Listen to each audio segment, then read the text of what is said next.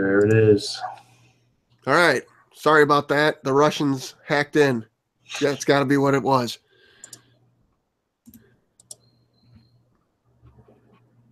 Give us a minute to get this situated. Chris, can you talk? I can't hear you right now. You can't hear me? I can hear you now. I think it was just a wonky thing.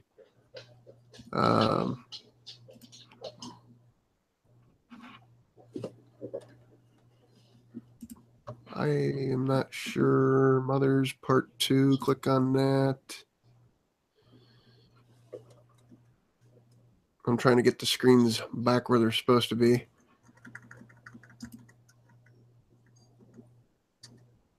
All right, Double J Barbecue in for the grill barbecues here. Looks like some people figured out that there was a technical difficulty. We got 7 people back in.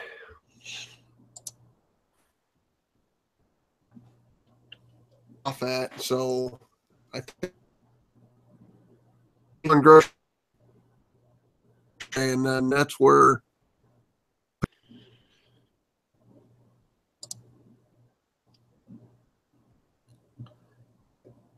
You still there?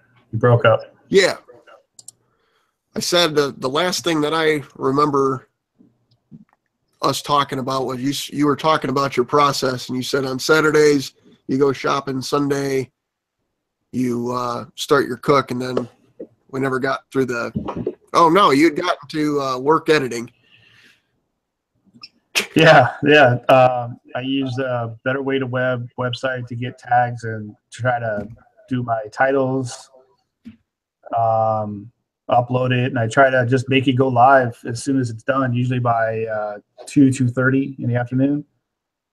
And then I start trying to post it, Twitter, Facebook, as much as I can.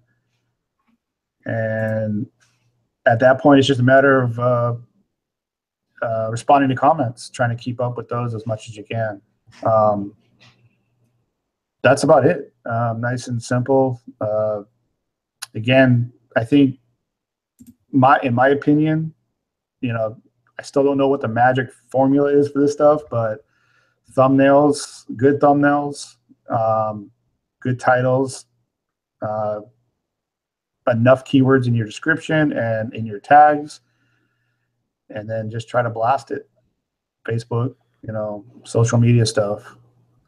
That's basically all that I know how to do. So let's talk tagging real quick. You do a brisket video. Do you make your tag brisket, or do you have multiple words in one tag? I do it both. So I'll do brisket recipe, beef brisket, how to cook brisket. Like one of the tags would be how to, smoked brisket, stuff like that.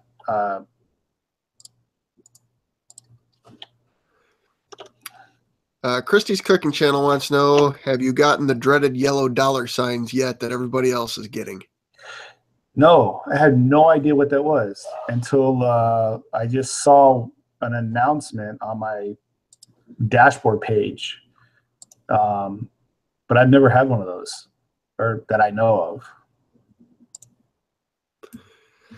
of. One question that I skipped earlier from Daddy Cooks and Baby Back Maniac wanted to know, has Tastemade actually helped you, and if so, how? All right. I know Greg will have some words on this one as well, but I don't think they helped me at all. My personal and my opinion, and this is just my opinion, is they basically utilized our channels, my channel, to make some money to invest in something else.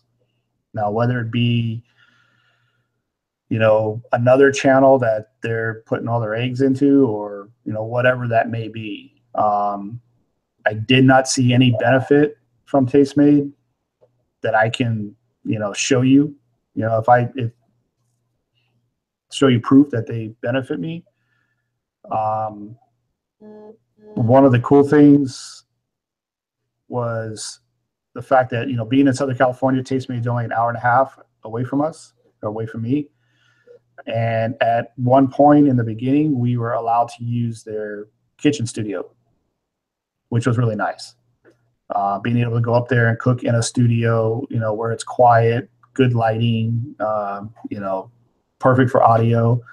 And there was even somebody there that would help you set up and, do a few things, but they weren't really designed for outdoor grilling. We had to go out in this little alleyway where there's people constantly just walking back and forth. And, if you go back and, excuse me, watch, the DJ barbecue video, if you just go on my channel and search DJ barbecue, you'll see there's people walking around, and, it's just they're not set up that way. They're set up for, people that just want to cook in an oven type thing. So without bashing Tastemade, I know, their business, they're there to be a business. It just didn't do anything for me personally.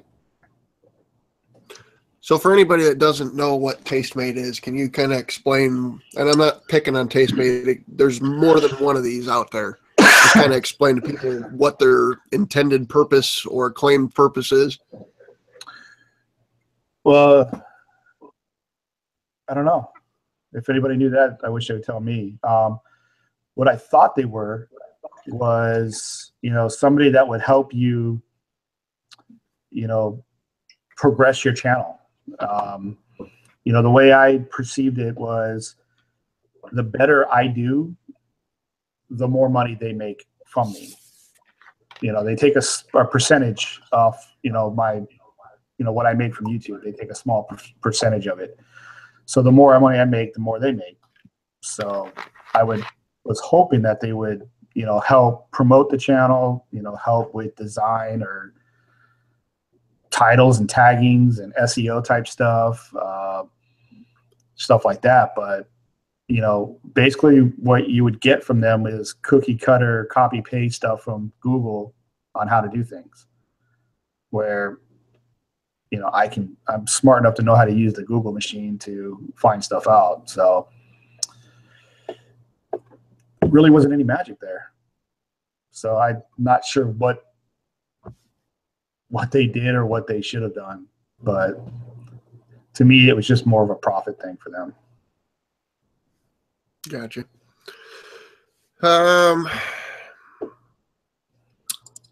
This is a question I've been asking everybody now because I'm trying to get a consensus, and then I have my opinion on it. But lump charcoal versus standard briquettes. I'm not asking you to pick one over the other. It could be this has a better use in this application or the other.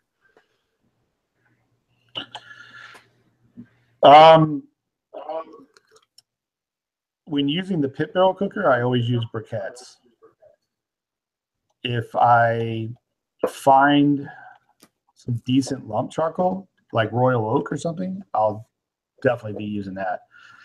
Some of the lump that I find around here, there's a lot of fillers and crap in it. Just some, I think I found nails in one bag. So I like cooking off a lump. I like lump. I like the way the flavor it adds, the heat.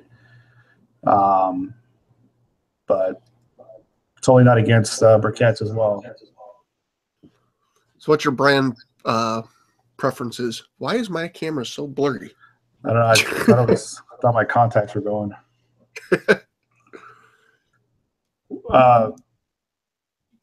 My brand for for charcoal. I got distracted by the whole camera being wonky. For briquettes, I just go with Kingsford. With the lump, it's Royal Oak. Gotcha. All right, looks like I'm not all blurry again. Onion Smoke Shack thought he was drunk. Johnny, you may be drunk. I'm not sure. I think I missed some questions on the other chat. So if you guys have them, lay them out here. And I apologize for the first one falling apart here. So Chris, do you have anything you want to talk about specifically to people about what you have coming on in the future, or anything you want to let out? Let out. I think this YouTube Cooks, the Facebook group, I think it was refreshing to be a part of that. I just kind of wanted to get that out there. I'm not sure who started that group. That was me. Was it you? Oh, okay. I just thought it was a little bit more, it was refreshing where, you tend to get these other channels, and again, I'm not bagging channels, but it turns into a bragging, fest. And, some channels do very well, and some channels are a little slow. I consider my channel a little slow. Greg's channel did very well. Russ's channel from Smoky Ribs did very well. But the fact that we can all talk and share information and not, if there's anything that I find that I do that really, boosted my channel or progressed my channel hugely, I would want to share that with everybody. For example, the last video I did with that Killer Hogs rub, all I did was smoke some baby back ribs on my Weber with some rub. But that video for some reason is doing very well for me, and I don't know why. I'm trying to figure that out. Is it because I use Killer Hogs? Is the keywords Malcolm, how to barbecue right? Is it keyword? I don't know. But, as soon as I get that, figure that something like that, if it's something I went, aha, I like sharing that, and everybody kind of grows off of that. So that's the one thing I kind of wanted to say was that group was refreshing. Barbecue offered to do some end card editing for me, and kind of got me on a really nice end card that I like. So and I know a little bit about After Effects and doing logos and stuff like that, so I can help do logos. I'm not a graphic designer. I'm not a master at it, but I can take templates and edit them and make something out of them. So I like groups like that just are there to help. That's probably the thing that I was most happy about, is I think there's 250 people in there. I'd have to look, but I've had people ask me like, hey, if you need more moderators or if you need something, I'll help out. I mean, none of this it's a Facebook group. There's no pay for this for anybody. Right. Just the fact that people help out, and I know Corby's reached out to other people besides you to do that. You and Greg posting on there, and like even coming on here and doing this. It's just a group of people is really awesome. And you've got quite the spectrum from people who barbecue to people who bake, and we've got quite the wide spectrum. Yeah, and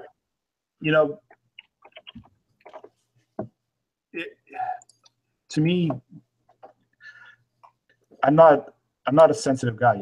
I can't get butthurt easy. So if somebody comes to me and says, "Hey, that video sucked. You should have done this," I'm like, "Oh, okay. Let me think about that. Let me rethink it." And I like honest critiques. If somebody has an idea that could help, I like hearing it. And vice versa. I want to be able to tell somebody that, hey, man, you should really do this. Don't do that, or try this, see if it works. And again, one thing may work for one channel and may not work for another. Why? I don't know. For example, Russ and I pretty much started at the same time doing videos. I mean, and I don't think our video qualities between the two of us are that much off from each other. But for some reason, Russ skyrocketed. He boosted 1,000 or 100,000 subs in no time. And to me, it was no time. And my channel's slowly just hopping up. Why? I don't know. So, but I can always call Russ and, hey man, what do you think about this? Or what's your thoughts on that? And he would say, he would give an honest opinion. And I think that's cool. I think that's what this community is all about. And, the more we all talk together, the more we start hanging out and meeting. And, I've had dinner with, Steve from BBQ Bros, T-Roy, John Setzler from Kamado Joe, Tom from Tom's Test Kitchen, Dan from Smoky Ribs. We've all met and hung out, had dinner, and, those are really cool times, really fun times. And I think that's what this community should be about. That's what barbecue is just people getting together, having fun, putting your differences away, or whatever, political, whatever crap you guys have, just put that aside, just have a good time and just enjoy the time. And I think that's what this community is about. I agree with you 100%. Go outside and cook wants to know, have you ever had to block a troll? Several times. I don't do it often. I kind of like trolls. You're always going to get them. And if they're being foul and just really uncool, I'll block them. But if they're, there's people that have bad days. Somebody just could have gotten a ticket or got pissed off at something and they're kind of letting it out on you, or they're just like that, so they're out there, you just deal with them, ignore them, play with them. Just don't take it personal. Have you come across the barbecue jerk? Is that a guy out there, or? He's a troll from what I've seen. I think Lyle No Hippie Barbecue posted one of the comments, which I'm not going to repeat here. But it was on the very extreme level. I have not come across that guy yet. Huh. Yeah, I'm not make sure I'll block him though. I'm not going to touch this one with a 10-foot pole. Before we crashed, I think Luis Palomo asked, or it might be on the new one, I can't keep track of this. Have you ever smoked beef skirt fajitas or made smoked beef skirt fajitas? I think I've grilled beef skirt, but I haven't smoked it. I've had it. I've made it several times, but I've never smoked it.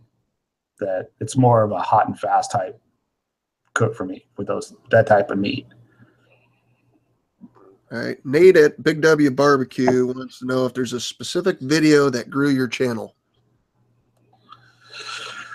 I don't think there's one particular video. I think there's, I did a collab video with Nico's Kitchen.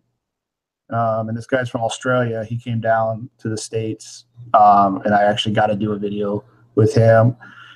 That gave me a good boost. DJ Barbecue, another big guy. He's, from the UK.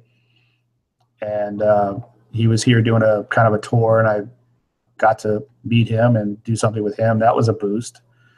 It was just all these little boosts, doing videos. Greg and I always talk about doing a collab together, but, our timings have always been off a little bit. But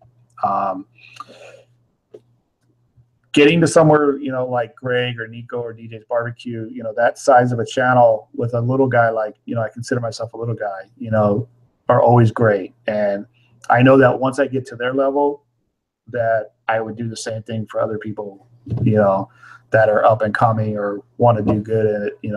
I think that's what helps get channels out there and recognized. So that's one of the hardest things I've noticed. Going back to the specific video thing, me and Christy's cooking channel were talking yesterday or the day before, and she's getting that new Red Weber kettle for whatever the Christmas limited edition one. Mhm. And I, in the back of my head, have been sitting there thinking to myself, the cookers that I have are not common things that most people have. So I wonder if I made a Weber beef rib video, whether that would do better than a Humphrey Smoker beef rib video. I think it Just from would. It would. And I think, the reason why is because a Weber's more common out there. You know, somebody can go out for like, what is it, like 100 and I don't know if the classic Webers out there, I don't know if they cost anymore, but most people have those Webers, and they're at least more attainable. And then when I do videos on a Weber, I always put Weber in my keywords. People do more searches on Weber grills, so it does help. That's the thing. I got that Masterbuilt smoker. It sits out in my shed. Haven't used it one time in probably the last 8 months since I got my Humphreys Down East Beast. And I sat there the other day and I said, you know how many people buy a Masterbuilt electric smoker at Lowe's every year? It's probably 100,000.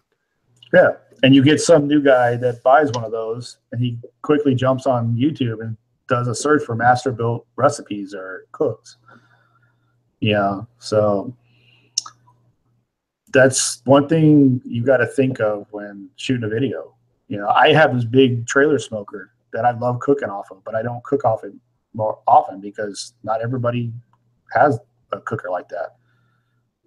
So when I do cooks on like the pit barrel, the Weber, even the the Rectech pellet smoker, the Traegers, those are a lot easier to obtain, and some of those grills are economical for some people, and the Traegers are at what, Costco's and Dixie Lines, and they're more out there. So, and the one thing I always do, if you're cooking on like a Humphreys, it's funny. My new neighbors, they just moved in. He told me he won a Humphreys off a game show, and he doesn't know how to use it. That's funny. It just clicked on me, but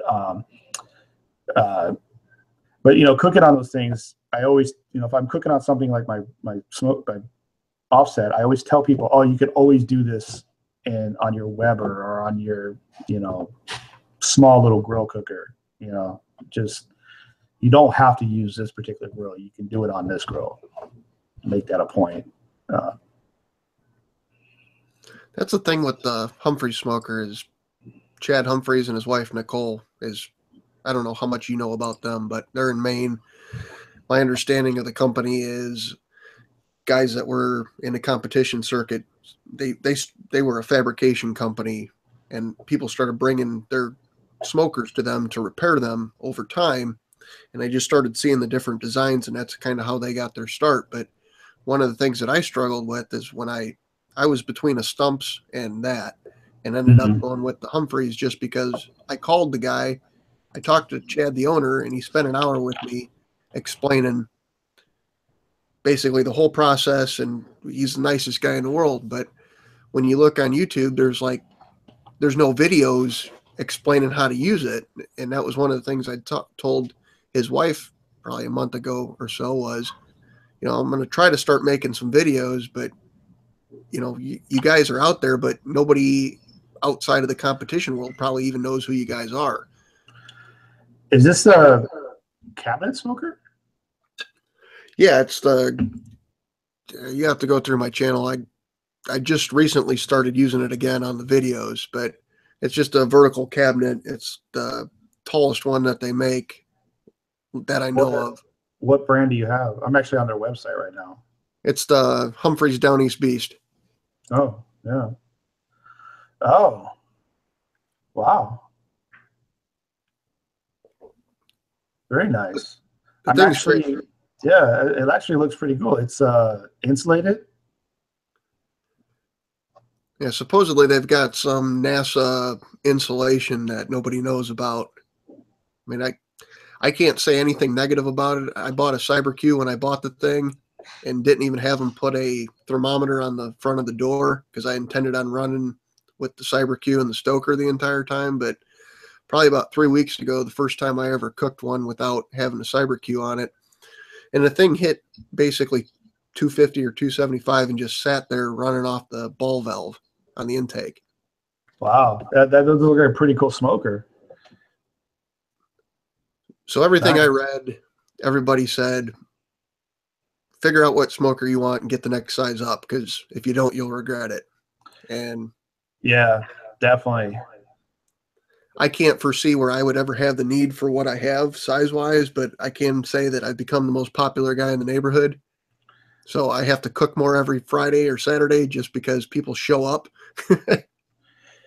Yeah, and that's why I got my trailer was I started having people at work saying, "Oh, I'm having 100 people come over to my house. Can you cook?" Yeah, sure, no problem. I can handle it.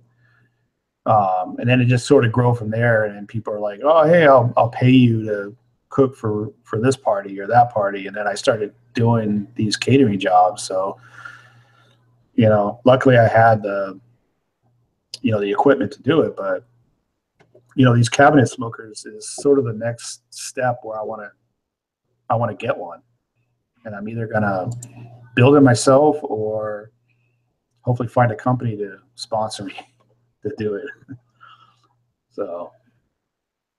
So T-Roy Cooks hopped on here. We're got 14 viewers. I think we retained most everybody that was on before, but he wants to know, why does everybody on YouTube from California use chimichurri? Is it big out there? Use what? Chimichurri. Chimichurri sauce? I'm assuming that's where is he talking about the sauce? T-Roy, you talking about the sauce? Comment, because I have a follow-up question of, why do you guys hoard all the tri-tips? Because in Ohio, we can't get them at all. That's a great question, because I always get people from the East Coast going, "Where do you get that stuff?" And I'm like, I just go down my store and get them. It's common. I don't know why. They just don't sell well out there, or I don't know. I've heard that. Go ahead. I'm sorry. I said I talked to my butcher, and he basically told me that the West Coast basically has the allocation is all to the West Coast. I wonder why that is. Maybe That there's may more just be Santa Maria style cooking, restaurants. No idea about that. I have no idea. Yeah. And the chimichurri sauce, I don't know. It's good. I don't really make it that often, but I do like it. Go outside and cook says we are tri-tip Nazis. Mwah, ha, ha, ha, ha, ha, ha. That's right. Onion Smoke Shack asked Mother's Barbecue, where are you located? I know we hit on that earlier, but I don't think he was on here for that. San Diego. And Smoke Trails wants to know if you're doing anything special Christmas videos planned. I think I'm going to be doing some prime rib. I'm going to dry age some bone-in prime rib I got to get it going now. Matter of fact, maybe a 45-day dry age, and then smoke it afterwards. That's going to be kind of a Christmas, somewhere around there. I do want to do a turkey for Thanksgiving. I haven't done a turkey video in a little while, so that's just in my head right now. It's not really down on paper yet. Corbecue wants to know, how long have you been married? At least I'm assuming that's to you. I might have missed something. Going on 5 years, 6 years. All right. I want to go back to the dry aging. You care to explain that process to people that might not fully understand it? Yeah, a company out there called Umai Dry Bags. Very inexpensive process where they have special dry vacuum packs that you can throw your meat in there, vacuum seal it, and throw it in the fridge. and it has a process where it allows the air out but not in, and it dry ages it, and it does an awesome job. Very simple to do. You don't need anything special except the vacuum sealer and a refrigerator. So you don't have to worry about, I know just enough knowledge to ask this question, but I've seen people dry age meat before, and it gets that, it's called the good mold on it. Mm-hmm. You have to go through that whole process of taking off certain things. And yeah, when you're ready to take it out, you obviously got to trim all that stuff off. If you, again, look at Greg's Ballistic Barbecue videos, he does a lot of dry aging with that company. And I've had the pleasure to work with them, with Greg, to do kind of like a little commercial, or I'm not sure what it was. Greg can probably explain it better, but I basically went out there and cooked steaks that they dry aged and then served it to people, and they had people filming it and make it into like a commercial. And it's great. The meat's great. They have the whole charcuterie style to make sausages and stuff like that. And it just does an awesome job. And it's very, like I said, inexpensive. I mean, I think the whole kit to do like big, prime ribs type stuff is maybe $30 for the kit. And if you already have a vacuum sealer, then you're good to go.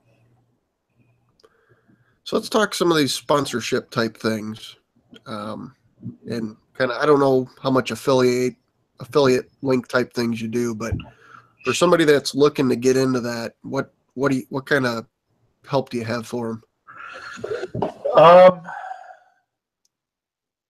So what I did in the beginning was I started reaching out to companies, and you'll get a few hits where some companies will say they'll send you this if you do this. So for example, Grill Dome, they offered to send me a whole Grill Dome setup, Kamado Joe, not a Kamado Joe, but a Kamado grill, table, all the accessories. But I had to do 8 videos for them. And then after the 8 videos, the stuff's for me. All that stuff's mine to keep. Then you'll start getting, the more you grow, the more you start doing that, you keep reaching out, you'll start having people contact you at that point. And then it's up to you to start, saying, okay, well, I'll do it for, $100 or $250 if you really want me to. I still don't think my channel's at that level yet where, I can, I do make some money doing it, where companies will, like a knife. Somebody sent me a really nice knife and they paid me $100 to use it, and I got to keep the knife. Vacuum sealers, people will send me a vacuum sealer. Here's $100 to use it. Okay, great. If it's like Pit Barrel, I really love that company. I like working for them when they were starting out. It's like, send me the Pit Barrel, I'll use it. I'm not gonna, no charge. Just send me one. But when you start getting bigger and more exposure, you're going to get hounded with tons of people just offering you. I get a lot of emails, kind of stuff I wouldn't touch. I was like, I don't want to do that. But you'll start getting a lot of emails saying, hey, we want you to use this. We want you to use that. We want you to use that. And then the bigger you are, the more you can say, well, $1,500, $2,000.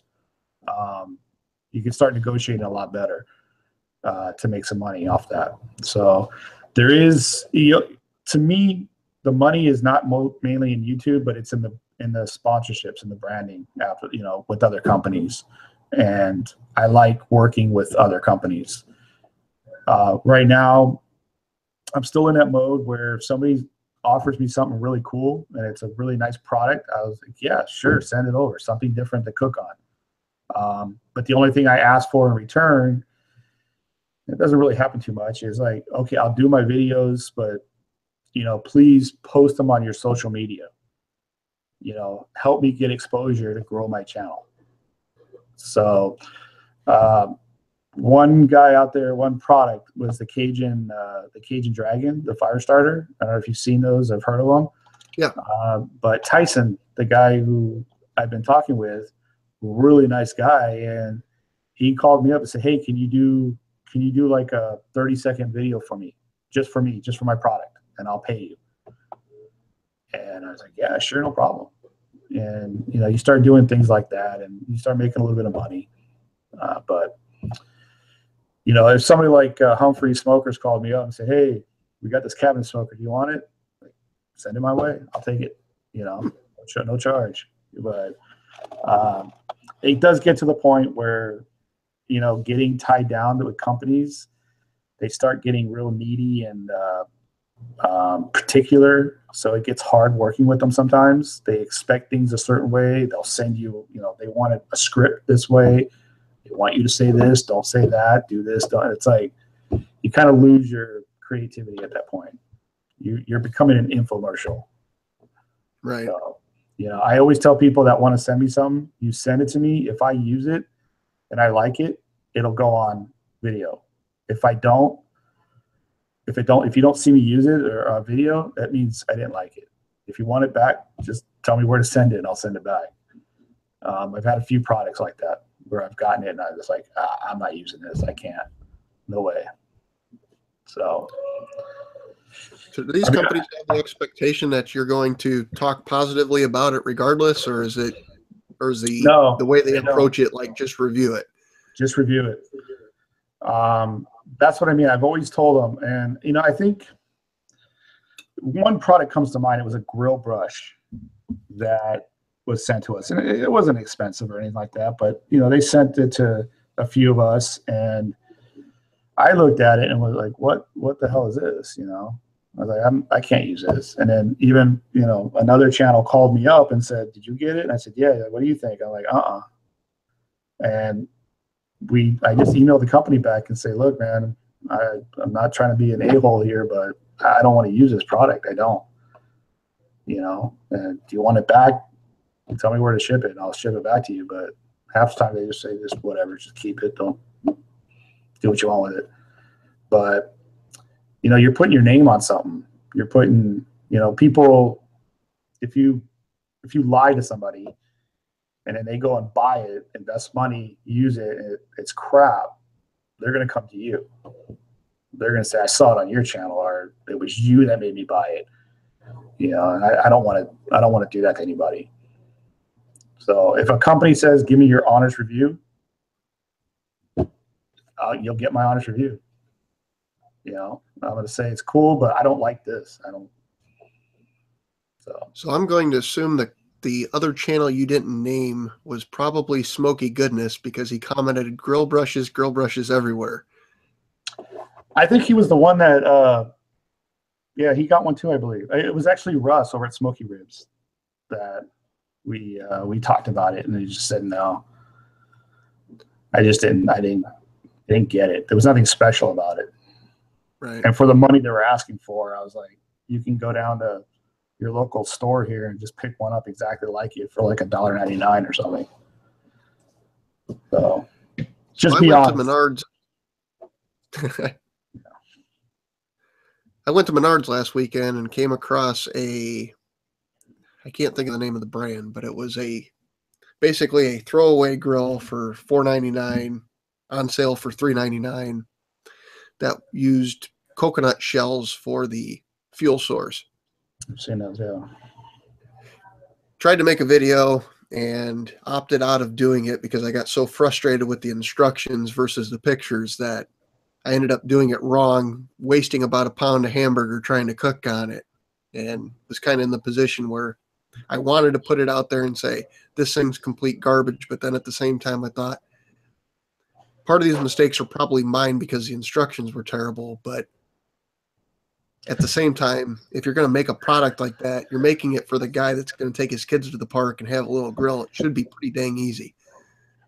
Yeah, but that's what YouTube is all about. YouTube is somebody goes and gets something or wants to get something or is looking to get something.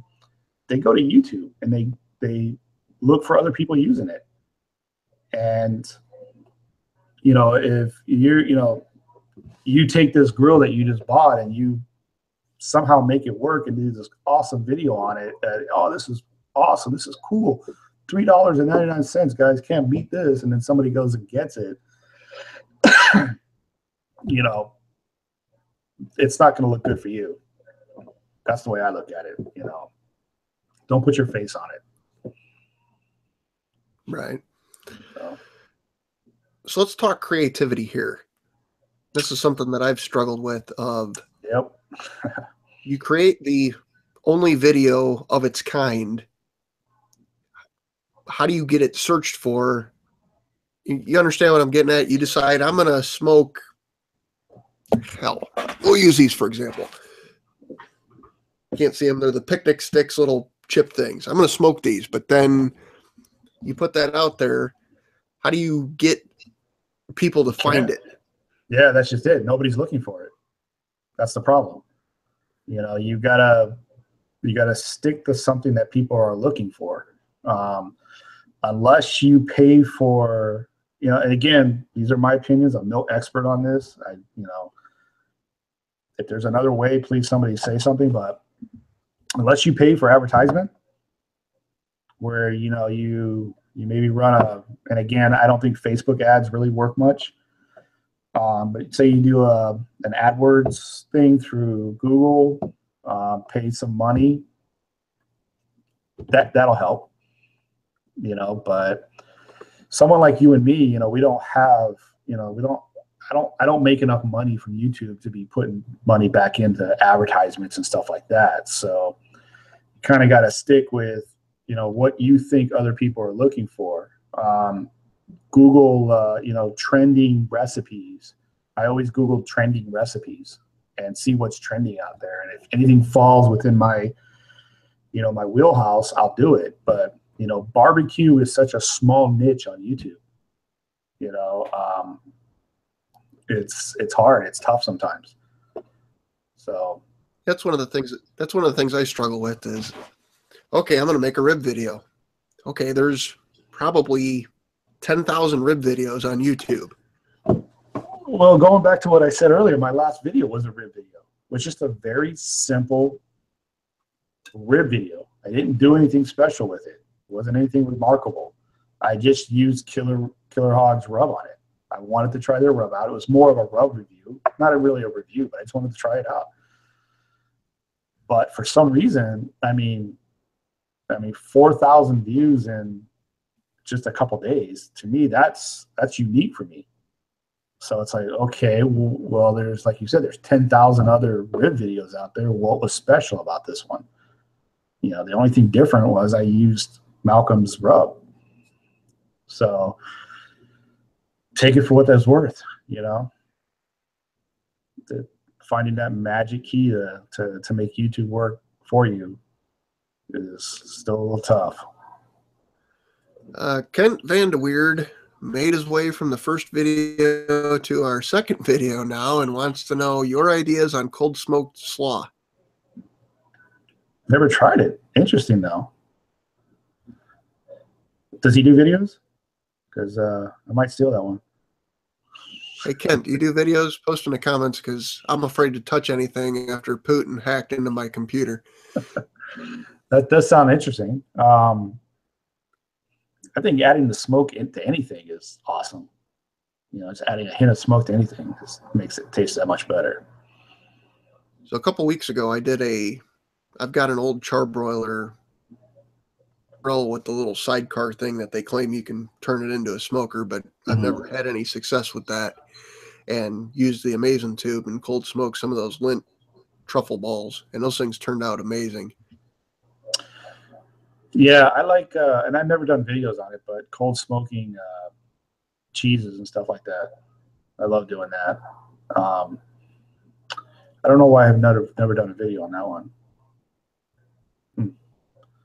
It's not a very interesting process, but it'd probably garner you some views, I would imagine. Well, one thing I did is I cold smoked, well, not really cold smoked, but I smoked water, and then I froze it, and then made, you know, I smoked some jalapenos and made Bloody Marys. and then use the smoky ice cubes as a, part of the drink, where it melted and it gave it a smoky flavor. Was it a real real strong flavor? I've been thinking about doing that myself to put in my bourbon. No, it all depends again on how much you do it for, how long you do it for. You got to play with it. I think I smoked mine for like 30 minutes, 35 minutes, using the Amazing Tube, and that seemed to work out great for me. But again, it's going to vary depending on the chamber that you're using and how much, smoke, what type of wood you're using. If it's going to be a strong wood or a light wood or something, you just got to kind of play with it. Kent Vanderweerd says, no, but you can use our idea and give a fat boy from Iowa a little credit. Definitely going to try that. Yeah. I tell you what, Ken, I will do the same thing. And if Chris wants to collaborate on this, I don't know. Yeah, we got to think about that one. How we would do it, but it sounds like an interesting process. Yeah. I'd have to sit down and write that one out, see what would you do? I don't know, would you just do and then put everything together, or put everything together and smoke the whole thing? No, I wouldn't smoke the whole thing. I'm not quite sure. It depends on, what type of base, if it's going to be a mayo base or a vinegar base. You don't want to smoke too much because it'll overpower it, but take an ingredient out and smoke that ingredient, like maybe a jalapeno type slaw, and just smoke the jalapenos. Even, I don't know if this will work, I'm just kind of pulling this out my head here, but apple cider vinegar, smoke, add some smoke flavor to that, and then make your sauce from that.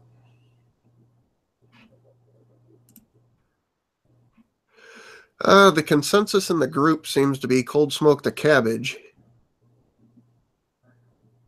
That would take a lot. I don't know if that would add too much smoke. It would overpower it though. But again, I'm not a professional here, so a little trial and error. T-Roy's asked a couple questions that you answered in the first part of the video. So Troy, my computer got hacked by the Russians and it shut the whole thing down, so we had to break this up into two pieces. So if you check the first version, you'll see it. Lewis just asked, great job pronouncing my name before. You said brisket was your favorite thing to smoke. What's your go-to method? Salt, pepper rub, wrap in foil, butcher paper, injection, rest time. What's your go-to? I know we hit on a couple of these things, but okay, so when it comes to rubs, I mean, again, I'm probably going to get flamed on this one, but I like a little sweetness on it, so I do add a little bit of sugar to my brisket rubs. A lot of chili. I use coffee grounds too as part of my rub.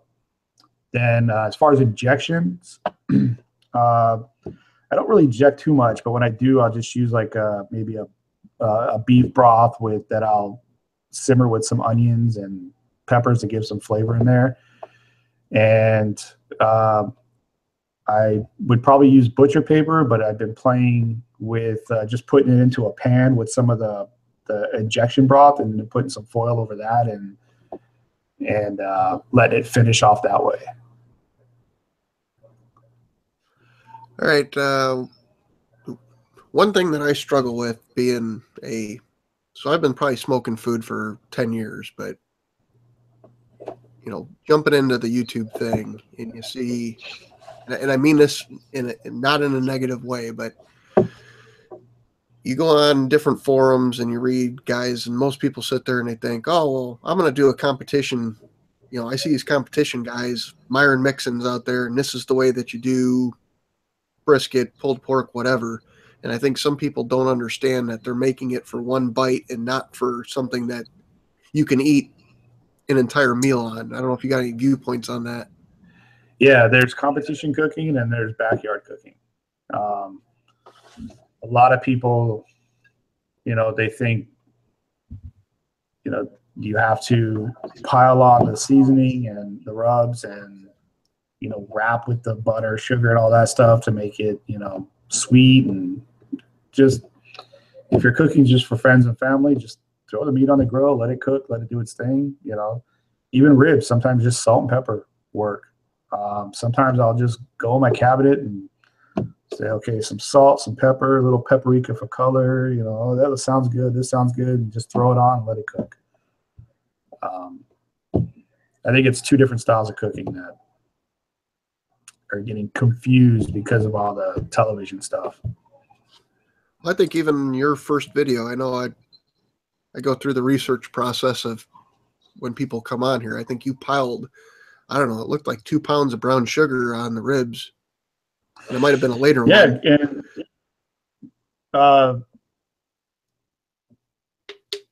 yeah, I still somewhat do that because I like the glaze that it makes to make a very sweet rib. Again, I think it's a California thing. We're a bunch of sensitive pansies here. But I do pile the sugar on. What I do if I'm doing normal ribs for my family is I'll put my rub in and I'll pile some sugar on and I'll let the ribs sit out like that and give time for the ribs to get to room temperature and give that brown sugar to kind of just melt and kind of glaze over it, and then I'll throw it on the grill that way. But I started out videos thinking that competition style cooking was the only way to do it. But after doing it for so much, and then people wanting more cooks, or family members and friends wanting to cook more, that style of cooking takes a lot of work. It's not just throw the ribs on, let them cook. So I'm assuming you're like me and you get to the bottom of different rubs and end up with a bastardized bottle of 20 different rubs that just continually gets mixed. Do you do something like that? I do, and I do that with the sauces too, barbecue sauces. I'll just start mixing them together, and I'm like, oh, that sounds good. That sounds good, and they tend to turn out very well. So that's one thing I've figured out, and I kind of want your kind of viewpoint on it is, so I'm going to use baked beans as an example. I get a can of Bush's baked beans, whatever brand, and then I just start doctoring it up and tasting it. I think that's one thing people, they go on YouTube or some recipe site and they see these are the best baked beans in the world, but they don't taste things to figure out how to make the little manipulations that fit their wheelhouse. So what's the question? I'm sorry. Just basically, when you're trying to create something, are you tasting it throughout to try to figure out what to add versus going off of just a regular recipe? Always taste. The way I look at it is, when you're cooking something, you're building layers. You have your product, you put something on top of that, and then you taste it. And knowing what you like and what you've done in the past, and knowledge that you've already had, you layer something else on there, and then you taste it. You're like, well, why don't we try this? And you layer something else.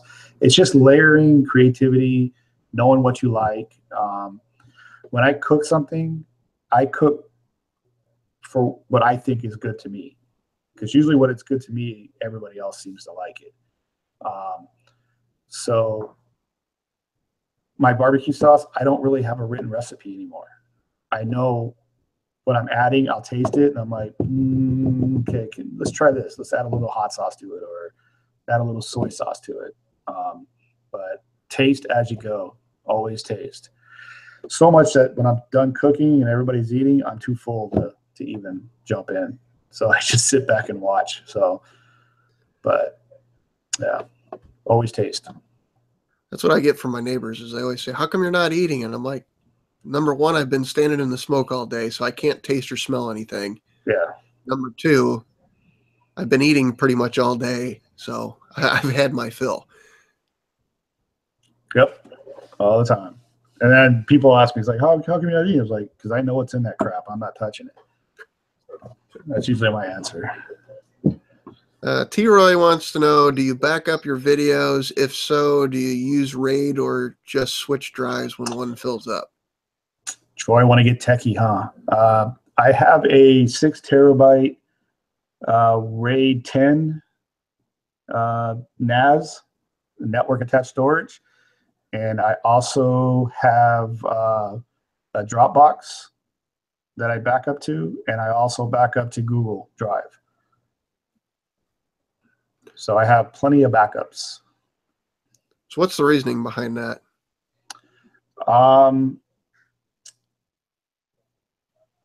Well, hardware goes always.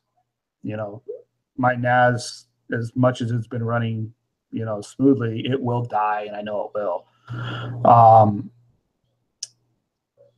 2 different cloud services. I'm not sure why, because with my job, I get unlimited storage at Google, and also because of my job, I get large amounts of space with Dropbox, and it doesn't cost me anything. So why not just have them in different places just in case? That's one of those things. I've been saving every video I have on the computer. Maybe while the Russians got in, but there's certain videos I'm like, I don't know why I would ever need this again. It's on YouTube. And I guess, maybe YouTube could yank it and throw it away, but that's a valid point. What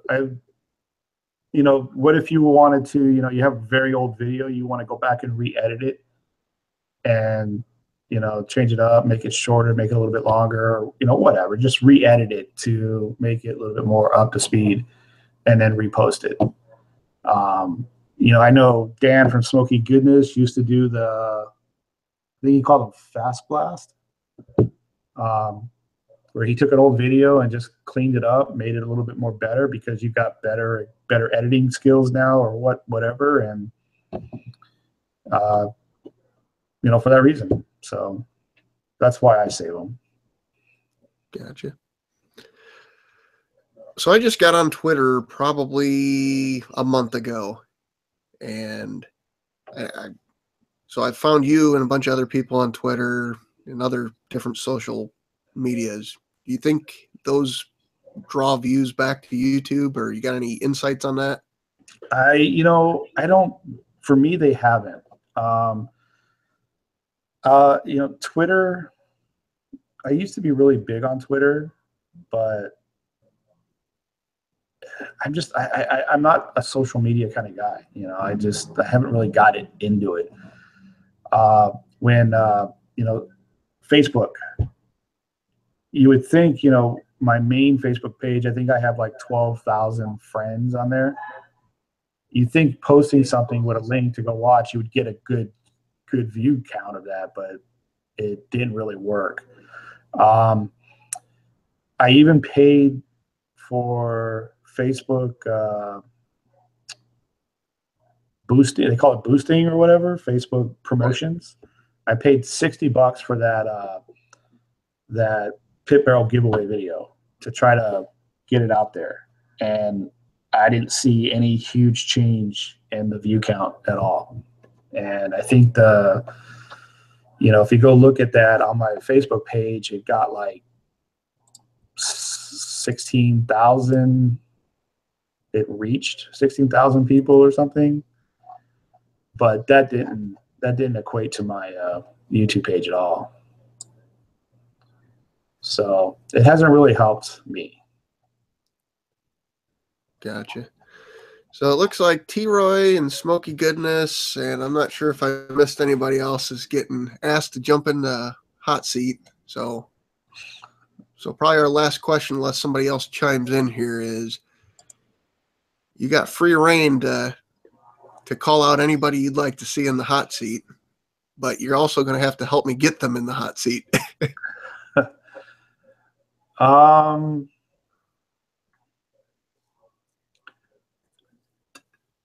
I'd like to see Troy in there. I'd also like to see Dan. I think Dan has some really good he's got some really good insight on equipment, I think. with cameras and stuff.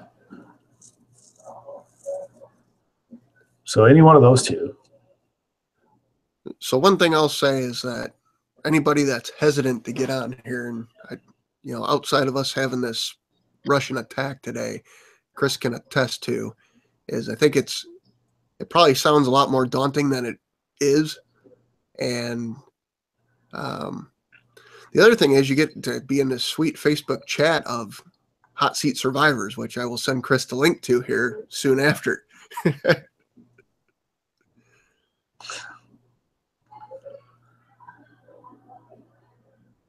I guess what's your experience been, Chris, thus far from 2 weeks ago, us talking about this to today versus what you thought it was going to be like versus how it was? It wasn't bad at all. I was a little worried about the one big thing again, with barbecue, it's so, each person has their own thought of things. And, one of my fears was I'm going to say something totally off the wall and people are going like, oh, you're an idiot or something, but, barbecue is barbecue and you do it the way you like it. And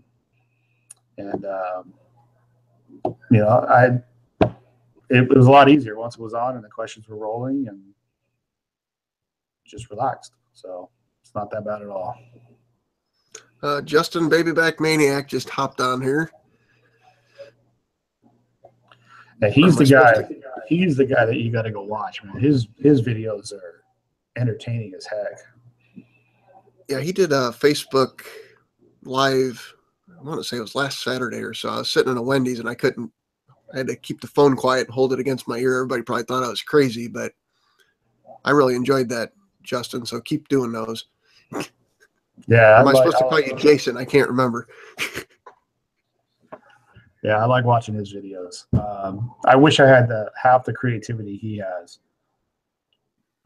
Him and I have exchanged a few emails. I've always wanted to know what the hell is he doing to get views like he does. But there is no magic bullet that I can find. All right, guys, we're going to get off here unless somebody puts a question in the chat here in the next 10 seconds. Chris, I'll give you the last words here, and then I'd like you to stick around after I end this thing. I just want to thanks for the opportunity, and I thought it was cool. All these people, these faces that I do know and talk to, and it was just nice just being able to get my mind, things that are in my mind out there, and let other people listen to it. Awesome. All right, guys. Well, we're going to wrap this up. Thanks for tuning in, and we will see you on the next episode, which is Greg from Ballistic Barbecue, and the Thanksgiving episode. We're still hammering out the details, so thanks for tuning in. See you guys later.